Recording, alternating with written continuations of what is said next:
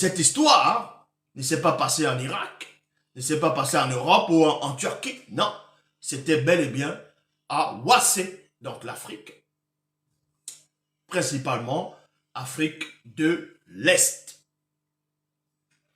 Donc il dit ici, et on vous dit qu'un cœur de chair lui fut donné. Un cœur de chair fut donné à cet animal. À cet animal auquel on avait arraché les ailes. Et le cœur de chair va symboliser quoi?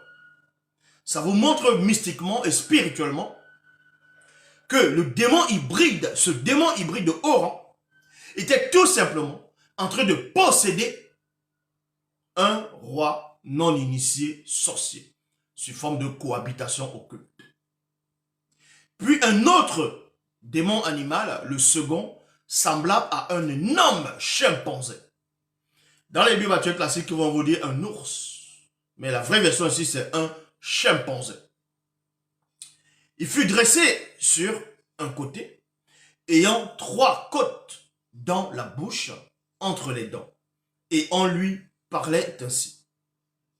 Lève-toi, mange mystiquement beaucoup de chair. Ça veut dire quoi?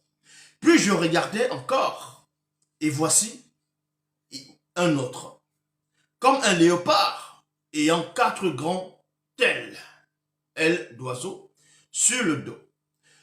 Le démon animal avait 4 têtes, et il lui fut donné une souveraineté, donc entre parenthèses, domination issue de l'influence de Satan.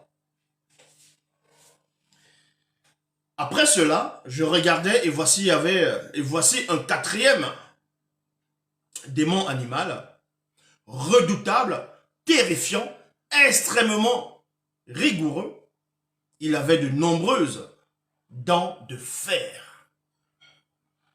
Donc c'est cet animal ici que les auteurs des Bibles actuelles classiques, que ceux qui vont se nommer plutôt pasteur, révérend, bishop, maréchaux, apôtres, diacres, prophétesses inspirés, vont vous expliquer que quand on parle ici de cet animal qui était terrifiant, qui était différent des autres, il avait des dents de fer, ils vont vous expliquer que ce sont des Romains, que c'était l'Empire romain à une époque, parce que les Romains, ils avaient des épées sur dessus, des boucliers. Ouais, ils vont vous dire que c'était la Rome antique.